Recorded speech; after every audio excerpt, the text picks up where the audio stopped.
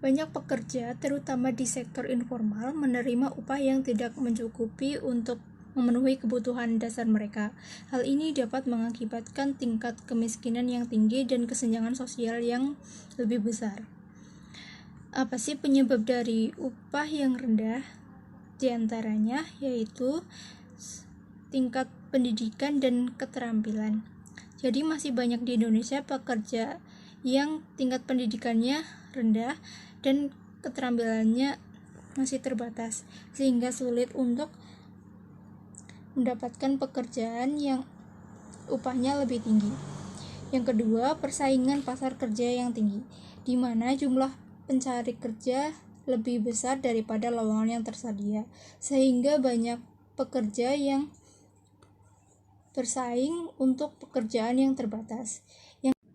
Yang ketiga, kondisi ekonomi dan pertumbuhan ekonomi yang rendah. Ketika pertumbuhan ekonomi melambat, permintaan tenaga kerja juga akan menurun. Hal ini dapat mengakibatkan penurunan upah. Lalu kita beralih untuk membahas dampak dari upah rendah tersebut.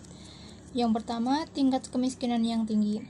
Hal ini sudah tentu jelas karena upah rendah tidak mencukupi kebutuhan dasar seperti makanan, rumah, pendidikan.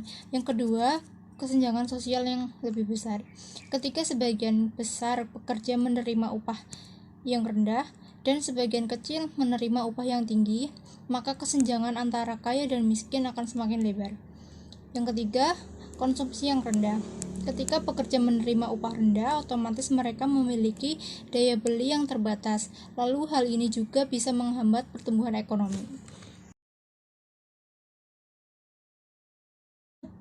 Dan upaya apa saja yang dilakukan oleh pemerintah untuk mengatasi masalah ini? Yang pertama, program peningkatan keterampilan untuk meningkatkan daya saing pekerja dan memberikan kesempatan untuk mendapatkan upah yang lebih tinggi. Yang kedua, peningkatan akses pendidikan dan pelatihan. Kegiatan ini berupaya meningkatkan akses pelatihan bagi masyarakat, terutama bagi yang berada di daerah dengan upah yang rendah. Dengan upaya ini mereka bisa mendapatkan pekerjaan yang lebih baik dan upah yang tinggi. Yang ketiga, meningkatkan kesadaran dan pengawasan melalui kampanye dan sosialisasi. Yang keempat, pelindungan tenaga kerja. Hal ini membantu mencegah eksploitasi tenaga kerja dan memastikan bahwa pekerjaan menerima upah yang adil. Berikut merupakan beberapa daerah yang dikenal memiliki upah tenaga kerja terendah di Indonesia, antara lain yang pertama yaitu Provinsi Nusa Tenggara Timur. Provinsi ini merupakan salah satu provinsi di Indonesia yang memiliki tingkat upah tenaga kerja yang relatif rendah. Hal ini disebabkan oleh tingkat pengangguran yang tinggi dan sektor ekonomi yang didominasi oleh sektor pertanian dan perikanan yang cenderung memiliki upah yang rendah. Yang kedua ada Provinsi Papua. Provinsi Papua juga dikenal memiliki tingkat upah tenaga kerja yang rendah.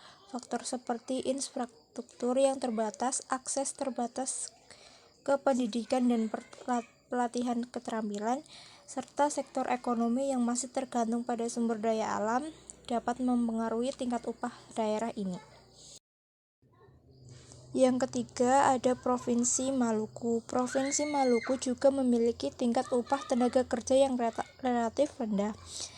Keterbatasan akses ke pasar kerja formal, sektor ekonomi yang masih tergantung pada sektor pertanian dan perikanan, serta tingkat pendidikan yang masih rendah dapat menjadi faktor mempengaruhi tingkat upah di daerah ini.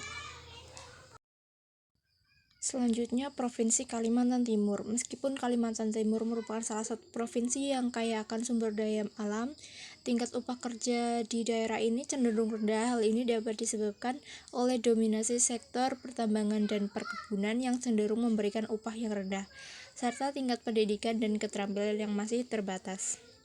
Perlu dicatat bahwa tingkat upah tenaga kerja dapat berbeda-beda di setiap daerah, tergantung pada faktor seperti tingkat pendidikan, keterampilan, sektor ekonomi, dan tingkat pengangguran di daerah tersebut.